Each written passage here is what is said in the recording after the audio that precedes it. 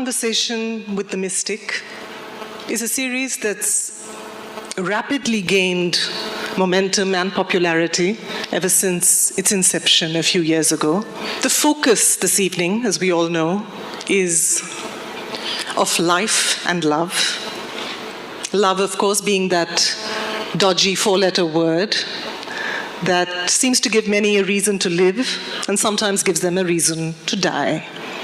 And then there's life, also a four-letter word, just as mystifying, just as enigmatic on occasion. And so we have our two speakers this evening who will be exploring these words, unpacking them, demystifying them. We have the magic of the movies, and we have the profound realm of the spiritual. Where does that magical meet the mystical? We'll find out. Good evening, everyone. Good evening, everyone. Nobody's saying anything. No, they're all here, but they're very silent. They're all waiting for it all to begin. And let me tell you, I have to confess, as I came on, before this I was quite relaxed, but as I've come onto the stage, my heart is beating really fast. So while Guruji was praying, I was saying to myself, I must be relaxed. This is the time. When I'm with my Guru, I must be relaxed. This is it. So yes, I will calmly begin by thanking you, Sadhguruji, for giving me this opportunity to be in conversation with you. Isha Foundation, thank you very much. I thought when we're talking about of love and life, heart beating is a good thing. Okay. Yes, it is a good thing. It shows I'm alive and in love and about to begin this conversation. And Sadhguruji, I want to say I have attended your inner engineering program. I have seen some DVDs, I have read your books.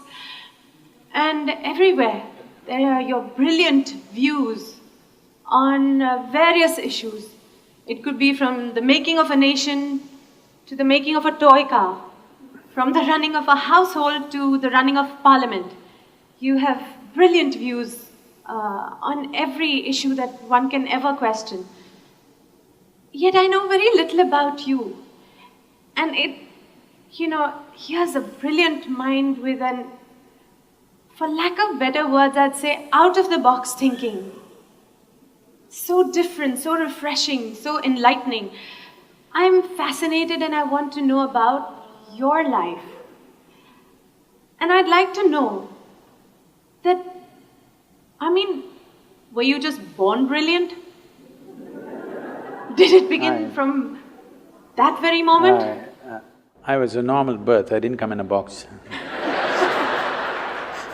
My mother had a normal childbirth. No, but I'm from the movies and I can't help thinking, was it like it is in storybooks, that a venerable sage came to your home and when he looked at your mother he said, there is going to be born a guru, rejoice, he will lighten his own path and that of others. You also going like this? No,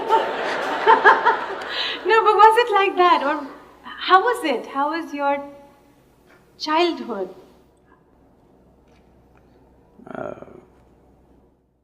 I don't think they all came to listen to my mother's labor pains. No, I'm really fascinated, intrigued that we're all here. But, the way you think, we wait to hear what you have to say. We've all been little children and we've all grown up, but we've grown up and been educated in schools but I find our way of thinking, our way of being very conditioned, like almost systematized. Whereas, so where did it all begin? I think you're looking for something unnatural that happened there. One thing that could be considered unnatural was, it seems I was a very delayed birth. My mother went to the hospital 3 times and came back and she gave up, she said, he's not coming. And when it actually happened, it happened at home. My father being a physician, that was not possible, she had to be in the hospital. 3 times she went and 3 times it didn't happen. They did everything possible and she gave up. So it happened at home. So that's the only reasonably unnatural thing. Everything else was natural birth. I didn't come in a box and I refuse to be educated So what is… I mean, the question that you're asking is, do people grow up and blossom or are they brought up by somebody? You will see the general expression is, I was brought up in this place, I was brought up in that way. Especially in the West, you will see, I was brought up Christian, I was brought up Jewish. These are very common words. I think it's absolutely ridiculous and humiliating that a human being has to be brought up. You bring up cattle, okay? You don't bring up a human being. A human being is supposed to blossom by his own nature. That is why he is on the top of the pile, at least on this planet in the evolutionary scale. And most human beings don't seem to understand that, or they're not allowed to understand that by a whole lot of people and they need to be brought up. Bringing up means somebody is molding you. Molding means it's a predetermined shape. No flower that blossoms is the same way as another one which blossomed yesterday. But a mold means it's always going to be the same. If you make a mold, the idea of making a mold is that we want to have the same form again and again and again. Right now, generally, that seems to be the work, unfortunately, of the current education system, the so-called religions that are operating in the world, and of course the family.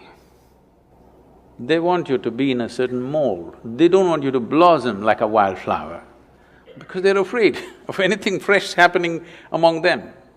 They want something that is familiar. They don't want something unfamiliar to be born among them. So, if you have succumbed to that system, then yes, you've been molded into a certain form. If you allow your humanity to blossom, then you will see you don't belong to any mold. This is the beauty of being human, that there is no a particular way to be. If you were a dog, you would be one way, if you were cattle, you would be one way, if you were a sheep, you would be another way, if you were a bird, you would be another way, a grasshopper another way. But to be human means there is no particular way. What is human is not defined, not described. It is just that. For every other creature on this planet, nature drew two lines. Within that, they have to play their game. For a human being, only the bottom line is drawn, there is no top line. But socially, people are trying to draw a top line for themselves. But nature has not drawn a top line for you, it's a limitless possibility. And this is what is freaking human beings right now, because they can't decide what they need to be. They're trying to be like somebody else. Only bottom line is set, top line has been removed. This is evolution. But wait, we still didn't quite get to… So how was it when you were a child? Were you put into a school to go the systematic way, and did you keep up with it? Do I look that educated? Don't insult me like that. Actually, you know, when I go and stand in the line, in the immigration lines, and particularly in America, they look at me and say, "Can you speak English?" I say,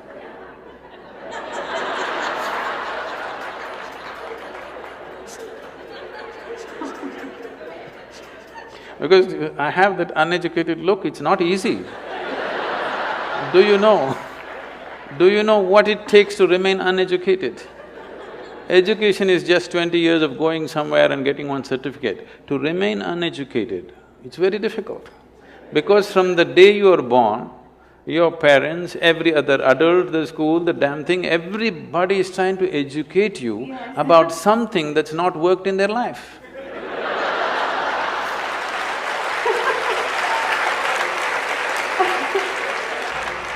And then, did you also, like we all went through these confused teenage years of not really knowing where we're going? I mean, did you clearly know your path? Not at all. I was… right from 3 or 4 years of age, I was always a million questions hanging in my head. I have a question about everything, everything to everything. Questions means very fundamental questions about existence itself, my own existence. So when I was 3-4 years of age, suddenly I realized I know nothing.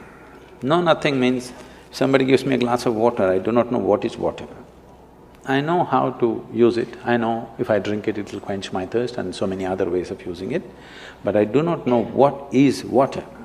I'm saying even today you do not know what is water. So only thing available in all three states on the planet, two-thirds of the planet is water, two-thirds of your body is water. If we think life, we think water.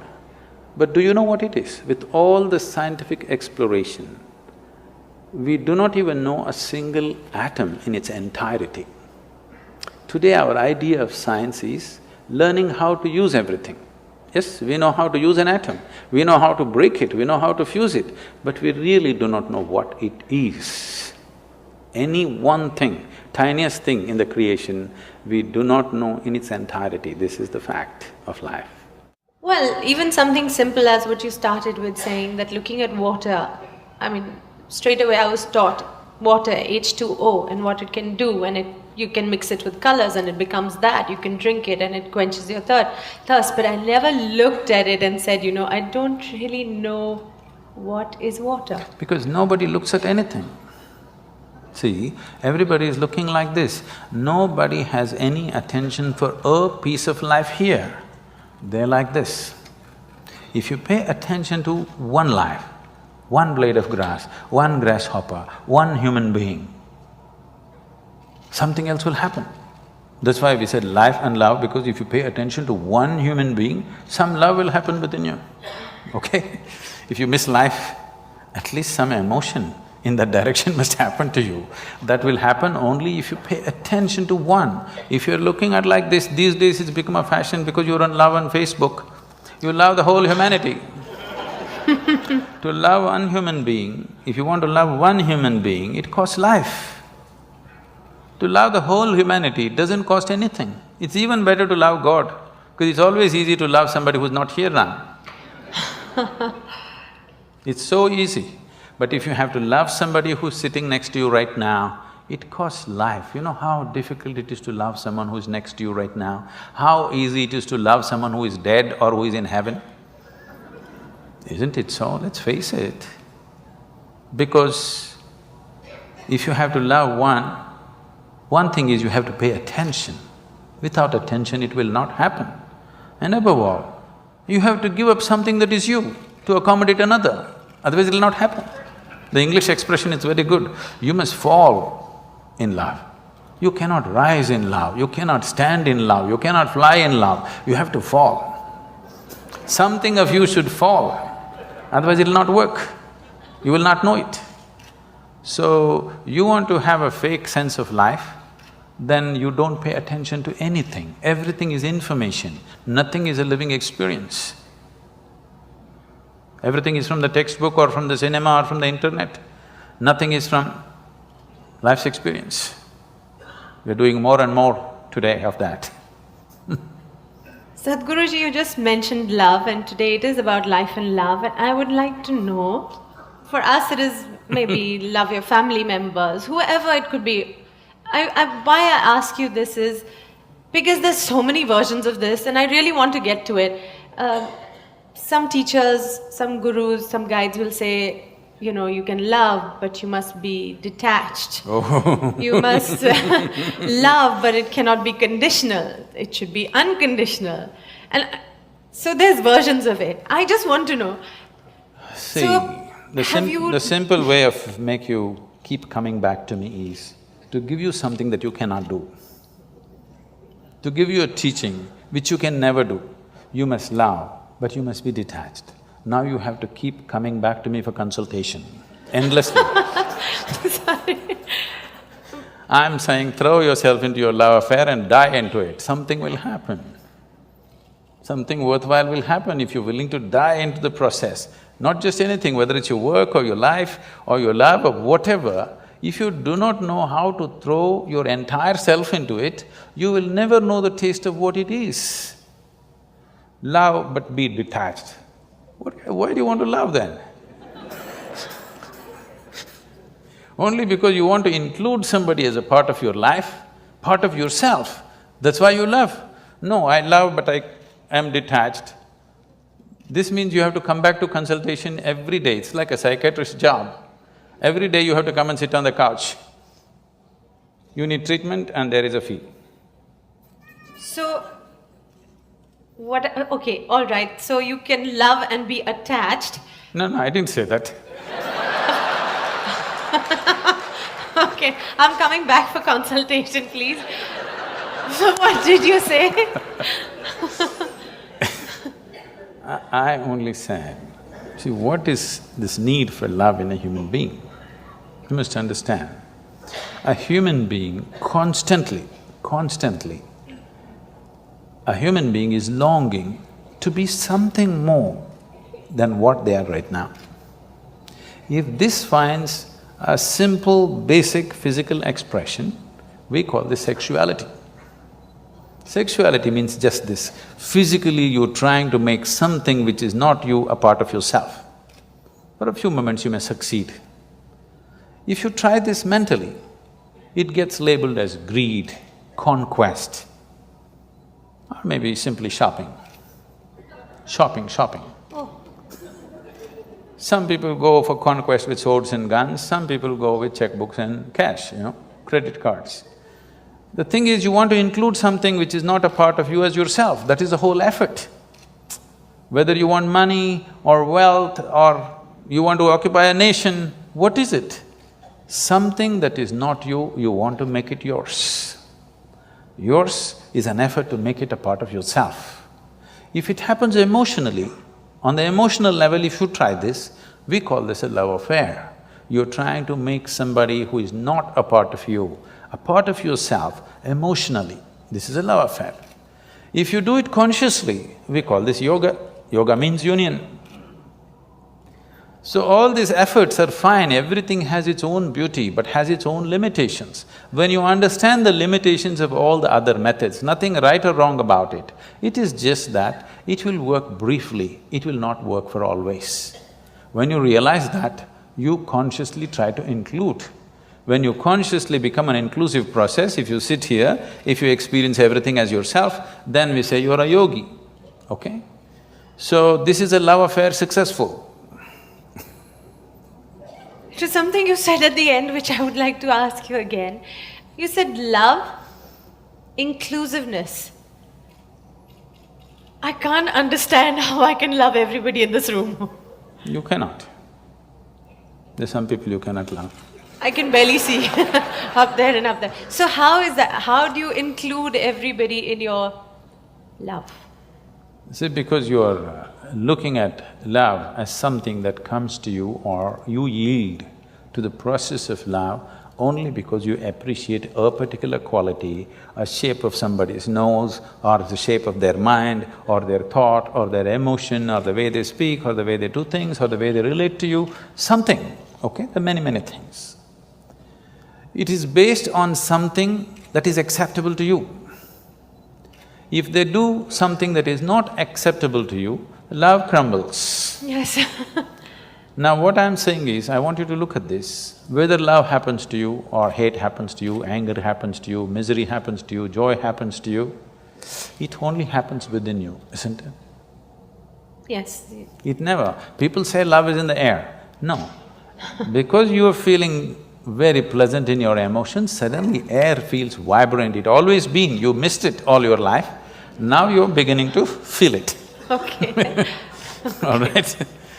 So, whatever human experience, love or hate, whatever, happens only within you. What I'm saying is, at least what happens within you must happen by your choice. Consciously you must be able to make it happen. If you are able to… if your experience of what is happening within you is happening by choice, what is the problem? It only happens within you.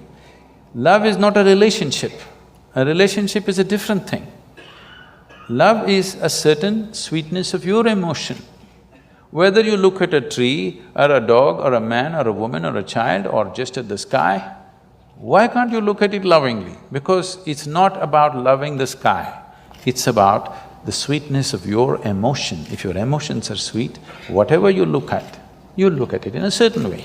Right now you have nasty emotions, whatever you look at it in a different way. So you have always associated love with somebody. No, this is not about somebody.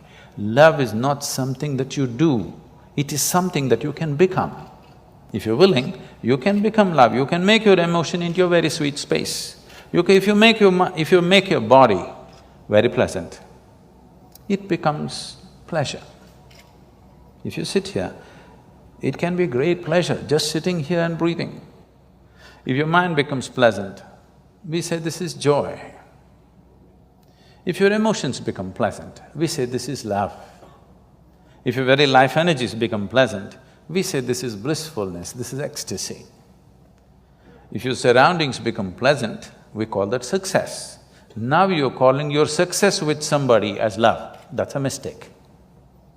You have a success story with somebody, that is, you have created pleasantness in the atmosphere between you and let's say 5, 10 people around you. You're calling that love. No, that is actually success, because that needs lots of management. Yes, it does. Yes or no? Yes, it does. Yes, but for you to be loving, there is no management. If you just make your emotions sweet, your emotions are sweet and it's beautiful, be like this. It's not about anybody. If somebody comes, we can share it. If nobody comes, you can sit here with your eyes closed and still be loving. What's the problem? It is not about somebody, it's not an action. It is not something that you do, it is something that you can become.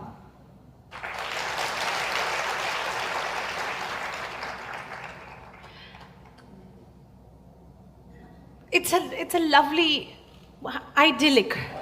It is not idyllic, it is the way it is. I mean, you'd really have to practice this. Why? Because I'm thinking… See, this is what exactly I'm saying. If it is an action comes to perfection with practice. Only if it's an action. I'm saying love is not an act. Is health an act? Are you acting healthy right now? No. I know you're an actor, but are you acting healthy? No. So health is, because we have done certain things and health is, isn't it? Oh, we've not done certain things, we've been been given No. health. Oh, we've been given, but if you eat bad, if you live bad, you won't be healthy. We've done certain things to manage our health. Similarly, if you do certain things, you can manage the pleasantness of your mind.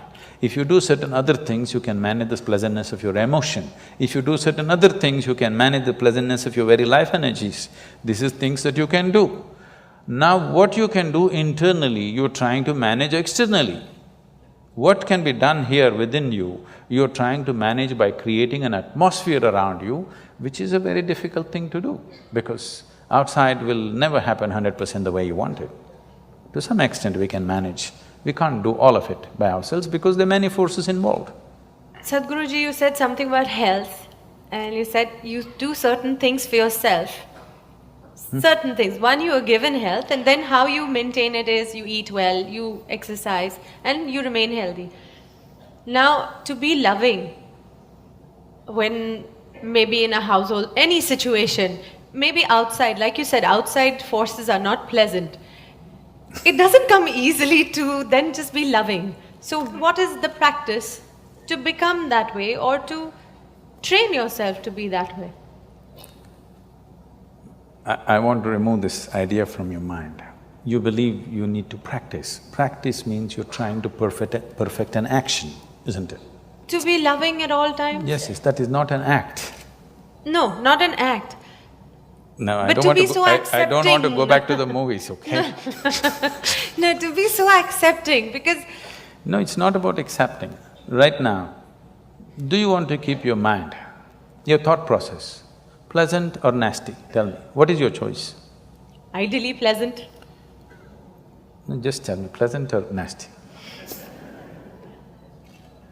You're thinking about it, this is… No, I'm trying to think, should I fox you and say nasty?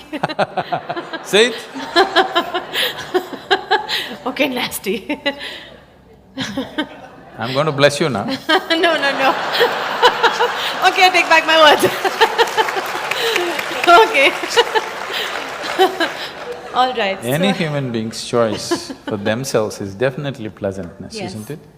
Body mind, emotion, everything and surroundings, you want it pleasant. Yes. So why is it not pleasant? Surroundings are not pleasant because of many things. Yes. If your thought and emotion are not pleasant, it's entirely you, isn't it? Yes. Surroundings, not entirely me, it's so many forces. We have to manage them, we have to juggle them. Not always are we successful with everything around us. Different people have different levels of competence to manage the outside. Not all of us have the same, the skill to manage the outside. But inside, your emotion and your thought, why is it not happening your way? This is something we have to look at. This has to be addressed, every human being has to address this. At least your thought and your emotion must happen the way you want. It's like this. On a certain day, a lady went to sleep. A lady went to sleep. In her sleep, she had a dream, I think up there. Oh, there are two strata of people. Nobody's asleep, right? So that I could pick on you, I'm just looking if I can see. She went to sleep up there and in her dream, she had a dream. In her dream, she saw a hunk of a man standing in that corner. And then he started coming closer and closer and closer. He came so close she could even feel his breath. She trembled, not in fear. And then she asked, "What will you do to me?" The man said, "Well, lady, it's your dream."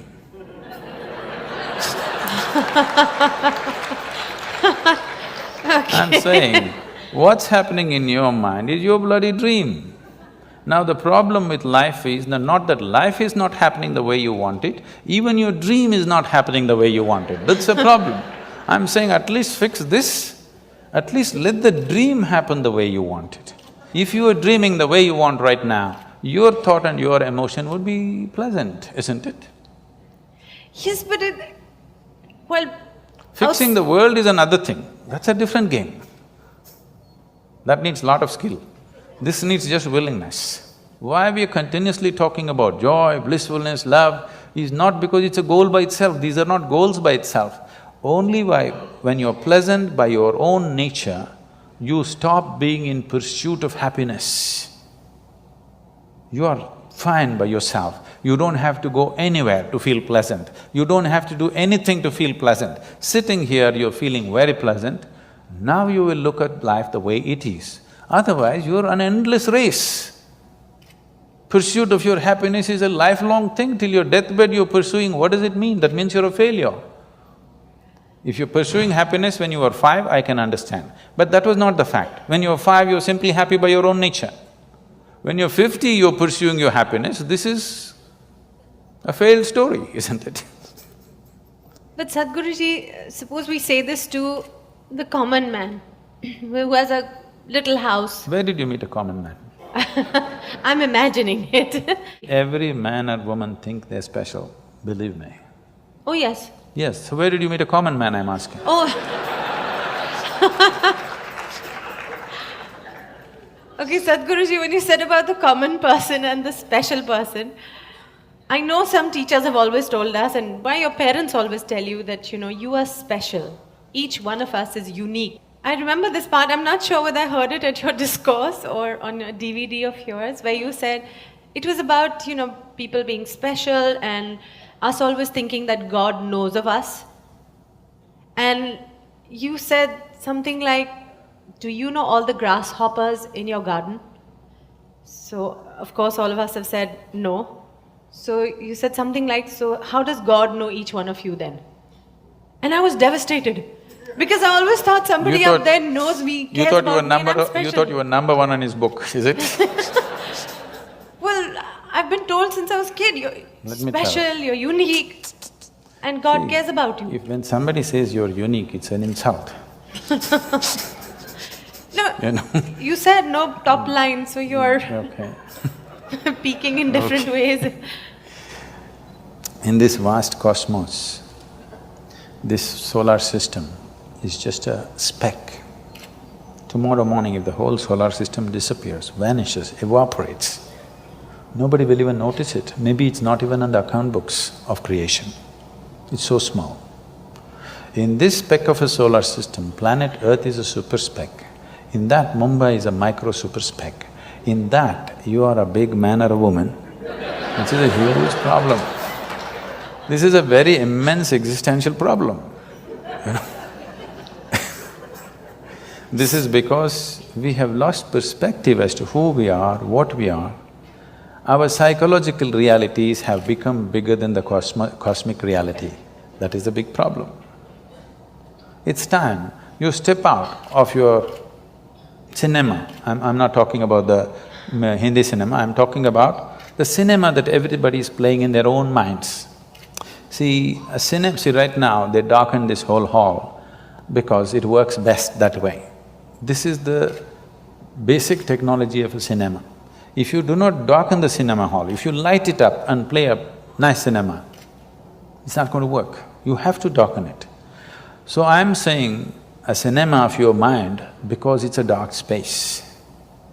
Every thought is enlarged, playing out bigger than the cosmic space. Today, everything in the cosmos is happening perfectly well, but you have one nasty thought crawling in your head and it feels like a bad day, isn't it? Yes. So that's because your psychological realities, your petty creation has become larger than the Creator's creation. You lost perspective of life. That is the fundamental basis of all this confusion and suffering. If you see who you are, the microspeck that you are, you wouldn't imagine that God is made in your own image and He looks like you and whatever. Okay? If we were all buffaloes, we would definitely think God is a big buffalo. Okay, so what is it really? Please tell us please define it for us. What is it? What is going on? This life, this love, all these emotions that we go through in our lives, all these thoughts that we create for ourselves. What is going on? These are all human possibilities and capabilities. Every possibility becomes a problem for those who do not explore the possibility in its right perspective. Thought is a tremendous possibility. An ant cannot think like you. He can work better than you, he's more disciplined, he better traffic rules than you. There's no traffic jam out there, okay? But he cannot think like you. That sets us apart. This is a possibility. But now this possibility has become a problem for 90% of the humanity. Now they're freaking because they can think.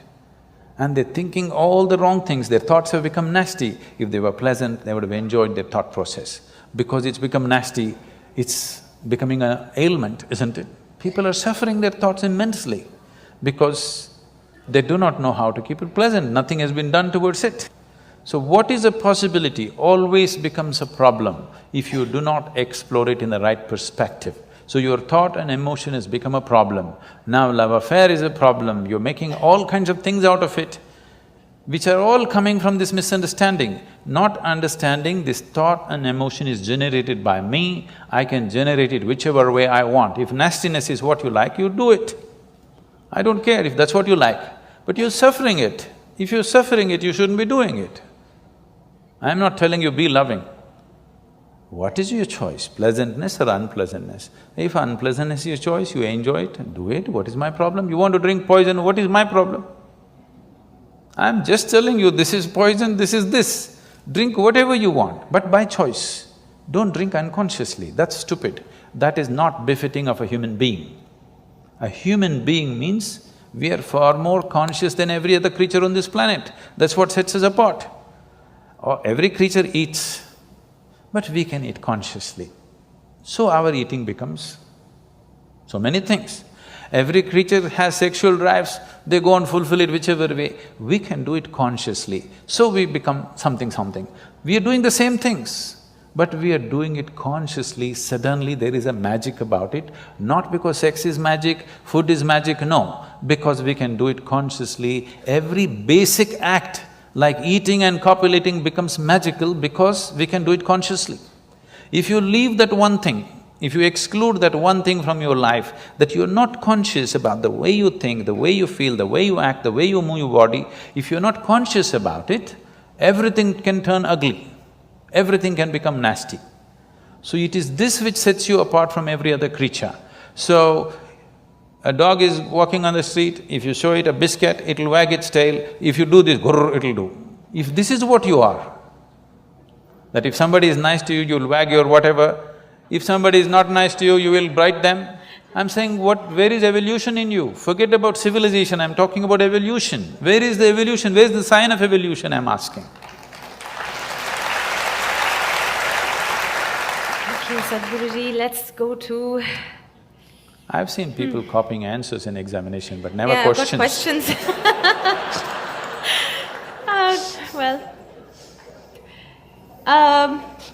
Today many women in our modern society are stepping out and having a career. And I'd just like to know, what do you think of this? Of women stepping out, being career people, managing home as well, being financially independent? Is this good? Say, every woman should do what she wants to do as an individual person. It should not be made into a trend in a society or the only right thing to do in the world. Because I think if a woman intends to have 2 children and raise them, I think it's a full-time job. I'm not saying she should not go out and work. If she wishes to, as an individual person, she's free to do what she wants to do. But having 2 children is not about reproduction. You're manufacturing the next generation of people. How the world will be tomorrow will be determined by what kind of mothers you have today, believe me. You know, I've seen many ladies coming to me and say, when I ask, what are you doing? Oh, I'm just a housewife. I said, why do you say you're just a housewife? You don't seem to understand the significance of, being able to nurture 2 or 3 new lives. It's not a not important job. It's a very important job. Career, I want you to understand, right now because we have made the whole world into economics, unfortunately women also getting as stupid as men, as if how much money you earn is going to determine the value of your life. No, it is just procurement of things that you need. Money is just about that. Man was procuring, woman was taking about the more beautiful aspects of life. Now woman also wants to procure. If there is such an economic need in the family, fine, she must do it. But it is not a compulsive need. It must not be set up as something better to do than doing something. If she sings song, if she plays music, or if she just loves her children, or if she cooks beautifully, or she just lives beautifully like a flower, it's good enough, I'm saying. It is not necessary that only if she earns this much money, she is doing something valuable, otherwise she's not. If there is an economic need, she can do it, or if she has a passion for doing it, she can do it. But let not such values be set up in the world because you are not evolving, you're regressing. You are making survival more important than aesthetics of life.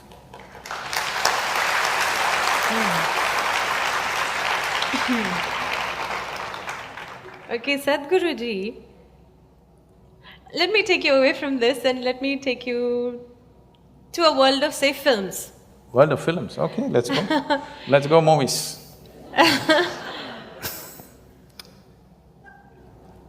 Years ago when films started and, through the 60s, 70s, there were lovely stories, nice values, beautiful music, lyrics.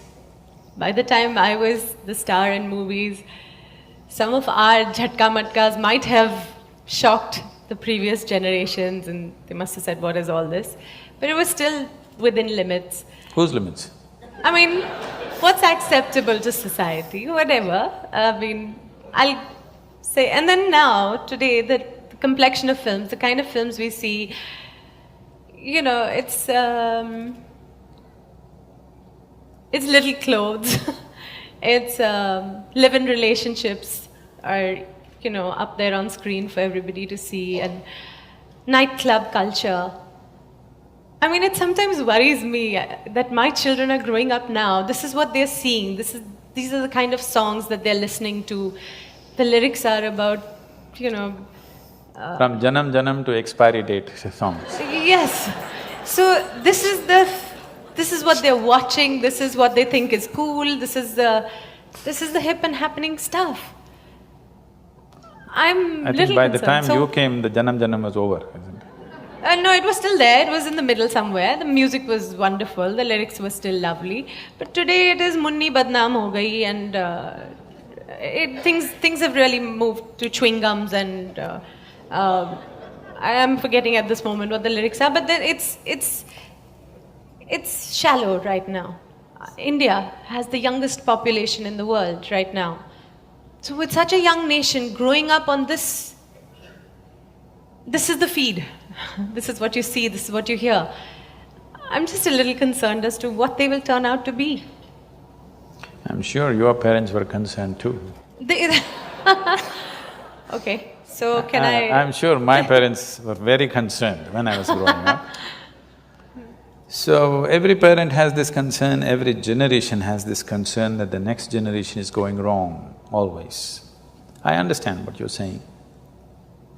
This sudden change, if every generation likes to go one step beyond where the previous generation has stepped in, on almost everything, just for the sake of doing something different, or it's natural, they have grown up in one atmosphere, they take it to another level. They move to the next level. Yes. Next is not always next. That's what you're saying. Next is not always next, right? Yes, it's not higher, it's someone else, It's just next.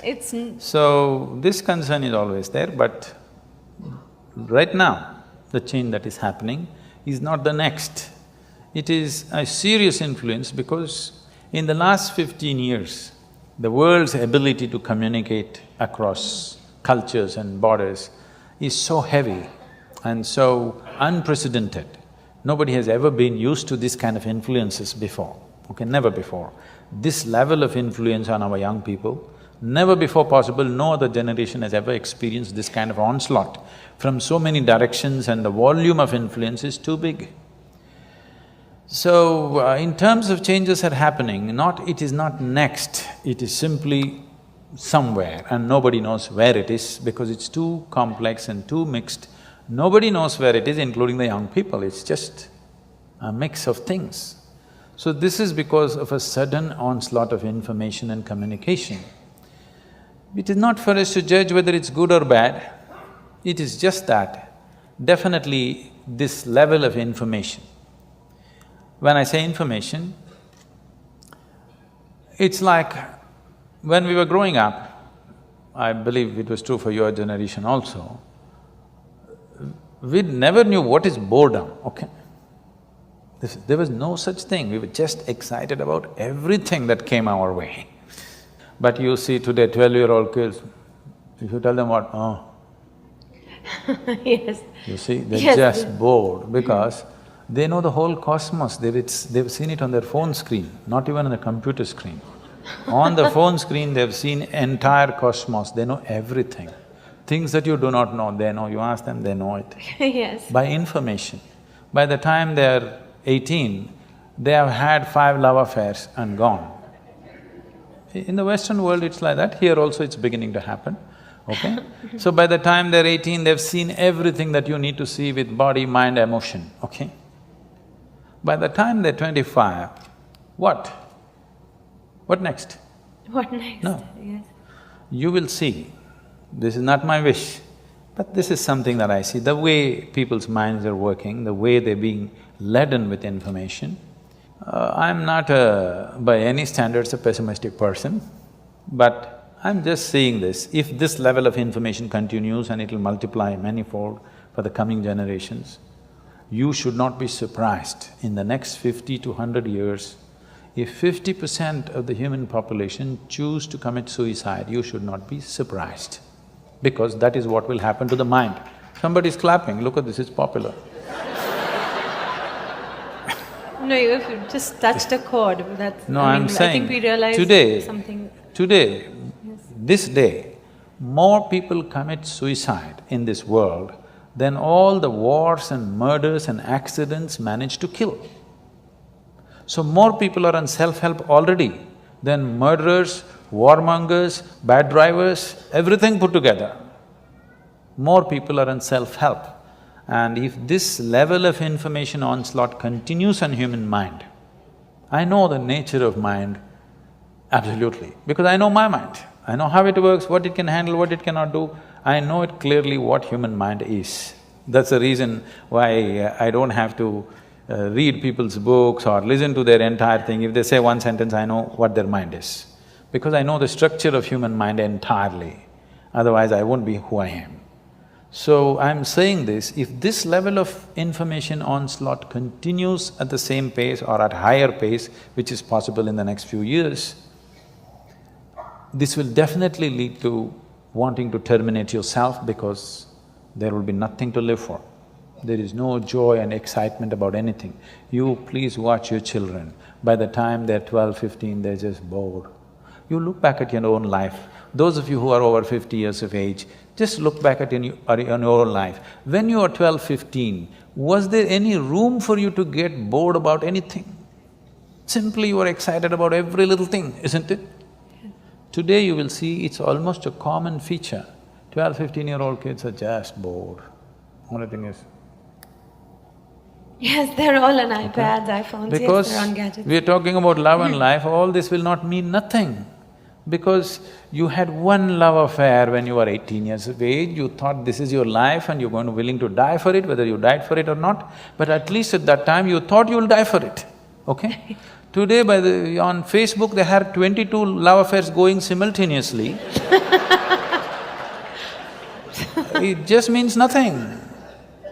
I'm not saying they should have it or not have it, all I'm saying is, this will lead to a certain overload on the mind and suddenly a human being will think, why am I here? You know that big Shakespearean question, to be or not to be? Yes. This is not the most intelligent question. Unfortunately, people think so. This is only because you have not been touched by life. You are not a piece of life, you're just a psychological case. You're full of thoughts and emotions. You have not touched life at all. You think your thoughts and emotions are life? No. Your thoughts and emotions are the drama that you're creating in your mind. It is your cinema. You must be able to end it somewhere. If you do not know how to put the end, then it's going on endless cinema, you're going crazy. Life is happening here. You know, your work is not life, your family is not life, your career is not life, your cinema is not life, your thought is not life, your emotion is not life. Life is happening here, everything else is accessories to life. Now, the frills of life have become larger than life itself. Life is entirely missed. If you touch life within you, then it's an explosion of energy. When such a thing never happens to you, because you have information about the whole cosmos on your phone screen. You will never be touched by life because too much information, too much thought. Even emotion is drying up, too much thought. This has happened. If you look at European philosophy in the last 150 years, you will see, if you read Dostoevsky, you will want to commit suicide. Brilliant, intellectually brilliant, but you will wonder why are you alive? Because intellect is like that. If you wake up in the morning, devoid of touching any life's experience within you, don't think about your child's face, do not think about the flowers in the garden, birds in the sky, nothing beautiful that ever touched you. Just think logically, you have to get out of bed, that's not a small feat. You have to brush your teeth, breakfast, go to work, eat, sleep, again tomorrow morning same thing. Next 50 years you have to do the same process every day. If you look at it 100% logically and intellectually, you will have no reason to live tomorrow morning. It's only if you're touched by something, suddenly it's worth living. If you're not touched by anything, then it's not worth living. What is so worth living about a human being? Waking up in the morning, trudging through life every day, eating, sleeping, same rubbish, what is the point? There is no point. Unless you're touched by something, some magic of life, if it doesn't touch you, either in the form of love, or in the form of a flower, or in the form of something within you. If something doesn't sparkle within you, definitely there is a question whether I should live or not, isn't it? And we are taking humanity in that direction with this overload of information. Information is not knowing, information is just garbage collection. You just gather things which don't mean anything to you. You look smart in a tea party, but you're not smart with life, okay? If you're smart with life, you must be blissful, isn't it? If you're really smart with life, you must be joyful and blissful, isn't it so? You're only smart in a tea party because, when somebody is talking something, the galaxy Z22, what happens there? Everybody, wow. They can also open the internet and the same thing. You think this guy visited the galaxy? So Sadhguruji, then what is it? Okay, so for all of us, give us in clear, simple sentences, do this and you will be at least on the way to being blissful or happy or aware or living in a nice conscious way. If you just observe, if everybody makes a little effort, everybody take a little time for this piece of life, okay? Not for your family, not for your career, not for something else. Just for this piece of life, give it little time because this is the most important piece of life in your life, isn't it? Yes or no? Yes. Even if you're in love with somebody, still this is the most important piece of life, isn't it? So pay some attention to this. How does it happen? Why have you taken it for granted? Believe me, you're not going to be here forever. I'll bless you with a long life, but you're going to fall dead one day. Yes or no? Yes. So, do not take this for granted. If you wake up in the morning, tomorrow if you wake up in the morning… No, this is not my wish, but I want you to know, of all the people who go to bed tonight, over 1 million people will not wake up tomorrow morning. And tomorrow, if you and me wake up tomorrow morning, is it not a fantastic thing? 1 million people did not wake up. You woke up. Is it not a great thing? Just look at the ceiling and smile. You are still awake. You're still there. 1 million people did not get up in the morning and you woke up. And for many millions of people, somebody who's dear to them did not wake up. So just check those 5-6 people around you. They all woke up, wow, it's a fantastic day. You woke up and everybody who matters to you around you woke up. Is it not fantastic day? Yes. You don't think so? Yes. Yes. You don't seem to think so. Yes. Because the problem is just this, you are living with an idea that you're immortal. When I say you're immortal, you're not actually thinking you're immortal, but you're not conscious of your mortality. If you're not conscious of your mortality, somewhere you think you're immortal, isn't it? How many moments in a day are you conscious that you're mortal? If you were conscious, would you have time to crib? Would you have time to fight with somebody? Would you have time to do some rubbish with your life? If you knew, if you are conscious that you are mortal, you would do nothing other than what is absolutely needed for you and everybody around you. This one thing if you do, if you just remind yourself, you don't think this is a negative thing. Death is not a negative thing, it's the only thing which has added value to your life. If you're here forever, you would be unbearable. Yes, yes. Isn't it? Aren't we glad everybody dies one day? If you just become conscious of this one thing, that always you're conscious that I'm mortal, you don't have to think, I will die today, we don't intend, we want to live as far as possible. Just one day I will die. If you're just conscious of this one thing, you will naturally become spiritual. You will not become spiritual by thinking about God, you will become unrealistic, hallucinatory. You will start talking to somebody, you will start doing all kinds of things. Already people, they have earphones on and they're talking, you don't know whether they've lost it or they… 10 years ago, if somebody was walking on the street talking, you would know that he's lost. But today you don't know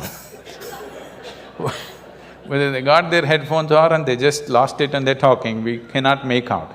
But if you are conscious that you are mortal every moment of your life, spiritual process has begun for you. So one of the main reasons, one of the fundamental reasons why that all these things have to be taught to you, that she's repeatedly asking this question, were you born special, did you have normal birth or not, is simply because most people have forgotten they're mortal. they think they're immortal. They may not actually think they're immortal, but they're not conscious they're mortal. With every step, with every breath, if they were conscious of this, you know how consciously they would live? They would become fantastic. It is your mortality which makes you want to know what is the nature of your existence. You really want to know where you came from, where you will go. Only when it sinks into you, all this drama, poof, one day it will end. But right now you think only others appear in obituary columns, you are only going to read it.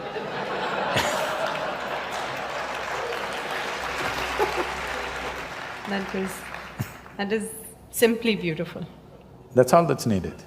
If you want to know the value of life, just know that it's a brief happening. The time that you spend here as life, it's a very relative experience. If you're truly joyful and ecstatic, it's horribly brief, believe me. I feel like I was born day before yesterday, see already how I've become. Okay? Yes. But on a particular day, if you're depressed or miserable, It seems one day seems like an endless thing. So, only miserable people have a long life. Yes. If you're a joyful, ecstatic person, life is always brief. If you live to be 100, it's still very brief for what possibilities a human being carries. For the immensity of what a human being is, it's too brief a life. If you're given 100 years, 200 years, it's still too brief, because before you know what's happening, before you explore a few dimensions of life, it'll be over. It'll be over, okay? Only miserable people have a very long life, they feel it's very long. Sadhguruji, here we have a few questions. First question is from Prabhas Sundar Sen. Where and how do we draw the line between loving unconditionally and becoming a doormat?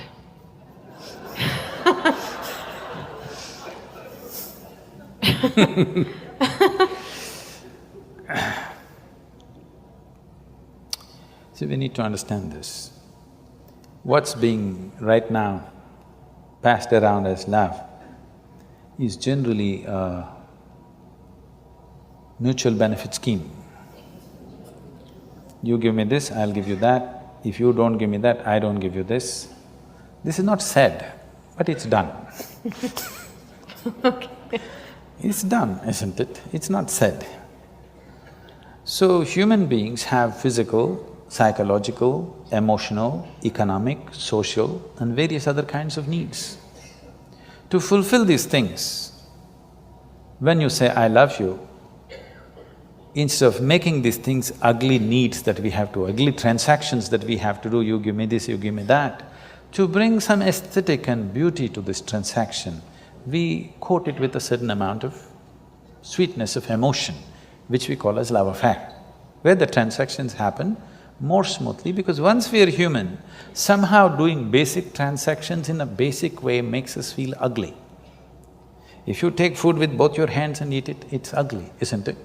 We want to eat in a certain way. Similarly, to fulfill our physical needs, emotional needs, economic needs, we have arrangements where we can conduct this in a more aesthetic manner. I'm not saying it's right or wrong, this is the fact of life. So this level of love, I call this is enough to fulfill the domestic needs of one's, for two people to live together, to fulfill their needs, to produce children, to raise them. Domestic level of love affair people can have. But if people want to have a love affair which will bring them to an ultimate union, then not many people are competent to do that. Not many people are ready to have that kind of a love affair where it'll make two lives into one. Two becomes actually one in experience. That will need something more. Most people are competent of using love to fulfill the domestic needs. But to go beyond that, they are not ready. And when I say they're not ready either, I'm not talking about this person or that person. So when one is ready and another is not ready, or one is making an effort and another doesn't have the effort, then it feels like somebody is becoming a doormat. That is what it is, that it feels like they're being exploited. But above all, one who is longing to use love as a way of ultimate union should not be bothered about being doormat, this and that. In India, we have a culture where by choice, people name themselves as slaves. You know, Ram Das, Krishna Das, this Das, that Das. What is it? They're openly saying, I'm a slave, I'm a doormat. I want to be a doormat. They're not saying, I'm afraid I'll be used as a doormat. They're saying, I want to be a doormat. So this is a kind of love that they are wanting to use for ultimate union. This is not for domestic purposes. So if you're looking for ultimate union, then love is a different affair. If you're looking for conducting of domestic affairs, then you must manage dignity, who gets what. If anybody is using more than what they should, then if you don't give me that, I don't give you this, okay? Otherwise, if you're looking for ultimate union, you should not think of all these things, that's a different affair. That's not much social thing. If you fall in love itself, you become vulnerable to somebody. Yes. Without becoming vulnerable, there is no love affair. You have to fall. When you fall, somebody may raise you or somebody may walk over you. Yes. But the thing is, the experience of your life is beautiful because you fell, not because they raised you, not because they walked over you, because you could actually have the sense of abandon in you to fall. That was the beauty of your love affair, not what they gave you, what they did to you, this no. The beauty was you sat alone and you think you really love this person so much you're willing to die. That was the most beautiful moment. Not the moment they gave you a big gift, not the moment they gave you a diamond ring, not the moment they said this and that about you, no. You just sat here and you're willing to die. That was the moment.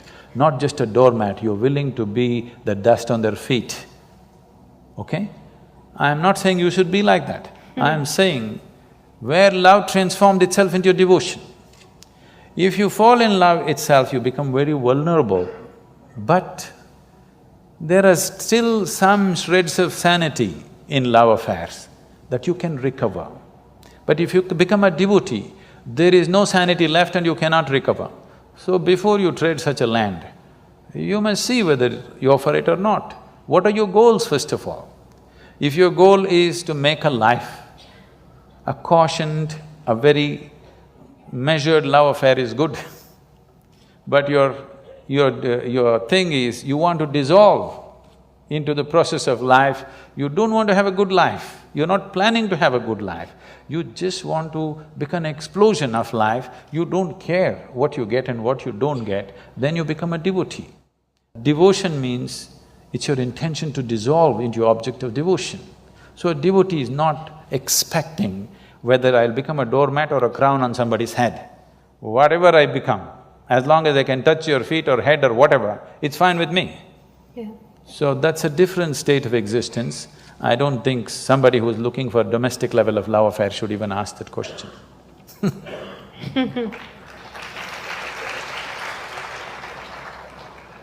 We have one question from the social media, the Facebook. Amit Madan wants to know, in this materialistic age, the real feeling of love is disappearing from our life. Most of the love we receive from others and express to others is superficial. How can we reinforce the real feeling of love in our own life and in others? Forget about others. If you learn to be loving by your own nature, not because of somebody else or something else. I know the question is coming from Facebook, there's an enormous possibility. You can even love those people who don't even exist. So I'm saying it's a tremendous possibility. So, if you just become love, not love somebody, then you will know the nature of love. If you love somebody, it's a fickle happening, because no human being will happen 100% the way you want them. Every human being on this planet is going to disappoint you, believe me. Not because they'll do something wrong, because nobody can fulfill the unrealistic expectation you have of them, it's simply not possible. Have you been able to fulfill anybody's expectation, I'm asking you, entirely? Partially, but never entirely, isn't it? So nobody else will be able to do it. Unless you're still such a hopeless romantic, you're still waiting, that ideal person is going to come from somewhere. No, believe me, whoever comes, I want you to know, the ideal people whom you worship, when Krishna was there, his wives complained, all right? So there is no hope for us. Yes, please remember this. Okay. Sadhguruji, this is where we open, the platform. It's anybody has a question, this is the moment. Yes, please. My name is Anand. My question is about marriage, divorce. No, they're two different things, huh? See, today is many youngsters, like many of them they don't want to marry, and few of them who marry, there are occasions where they are getting divorced. So, would you like to throw some light on this situation, Sadhguru? See, you need to understand the institution of marriage. One thing is, as we said a little while ago, it's about bringing a certain sanctity to the simple basic needs that every human being has. I will repeat, there are physical needs, there are psychological needs, there are economic needs, emotional needs, social needs, variety of needs. To fulfill all these things, we set up an institution called marriage where all this can be conducted in a sensible manner. Otherwise, if we did it on the streets like every other creature, it would turn ugly for us and we will feel not good about it. So to bring some sense of organization, some aesthetic, some stability, because man and woman coming together naturally brought fresh life. The nature of human life, the nature of human offspring is such that because of the possibilities that a human being carries, it is, compared to any other creature, it is the most helpless life, which needs maximum amount of support. You could leave a puppy on the street, as long as he gets food, he grows up into a good dog, no problem. But not so with the human being, he doesn't need just physical support, he needs variety of support and above all, a stable situation. Whether there should be marriage in society or not, one will debate when they are 18 because physical body is asking for freedom, all right? At that time, everybody questions, is marriage really needed? Why can't we just live whichever way we want? But when you are 3 years of age, you valued marriage immensely, a stable marriage immensely, isn't it so? Yes or no? Yes. Not yours, your parents. Your parents, yes. When you're 3-4 years of age, you're 100% for marriage. Again, when you become 45-50, you're 100% for marriage. Between 18 and 35, you're questioning the whole process. Okay? That's true. I'm not saying marriage is the thing, but do you have a better alternative?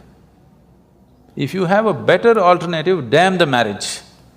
But you have not come up with a better alternative, because a stable situation is a must for a child. Once you have a child, it's a 20-year project. Okay? That is if they do well. If they don't do well, it's a lifelong project.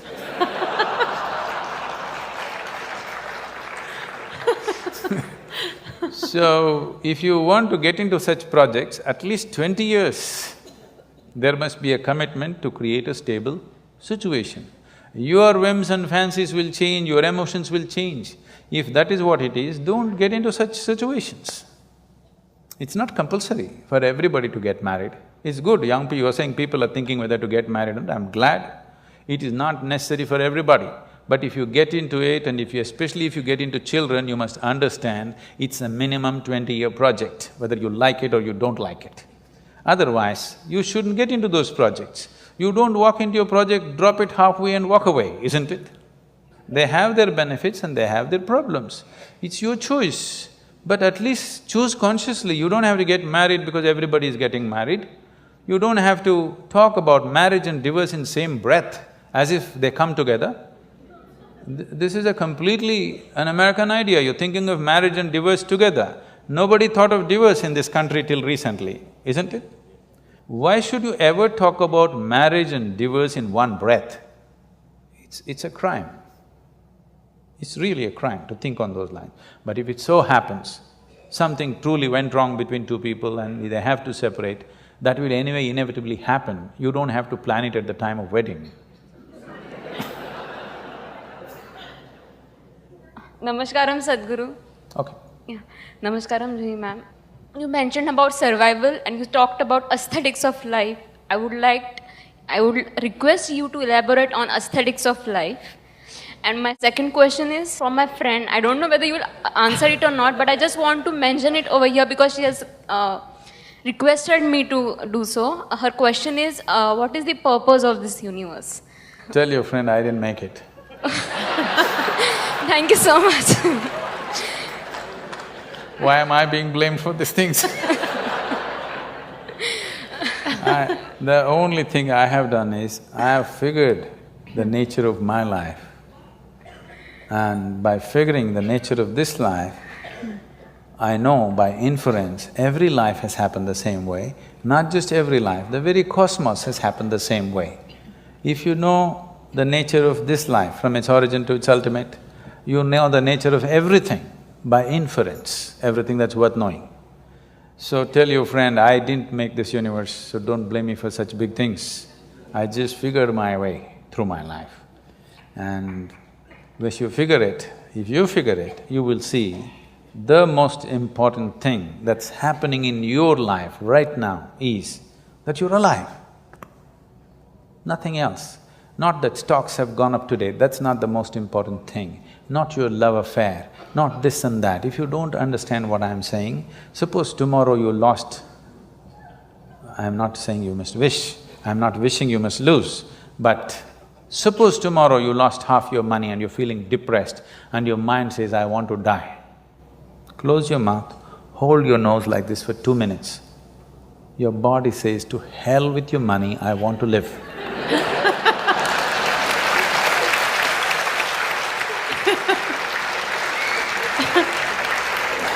Tomorrow, you found your love affair collapsed and your mind says, I want to die.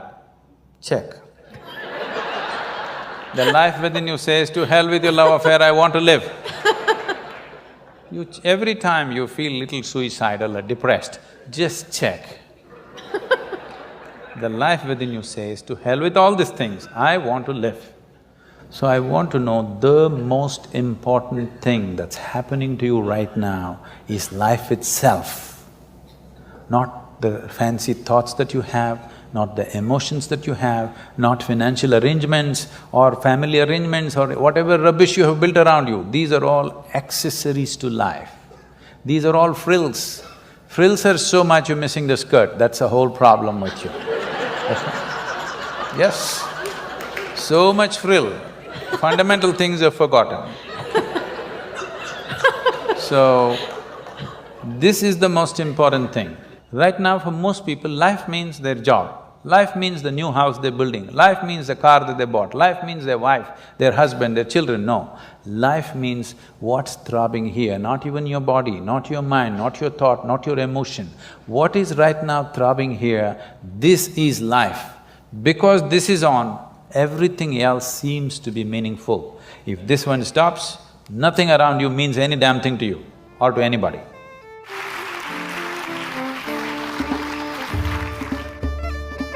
I liked what Sadhguruji today, what he was explaining, that this blissfulness, this happiness, whatever it is not outside of you and it is there with you. If you at every moment remember that you are here only for this brief time, wouldn't you do the best every moment? Wouldn't you love everybody that moment? Wouldn't you do all the things that you love or you value every moment of your life?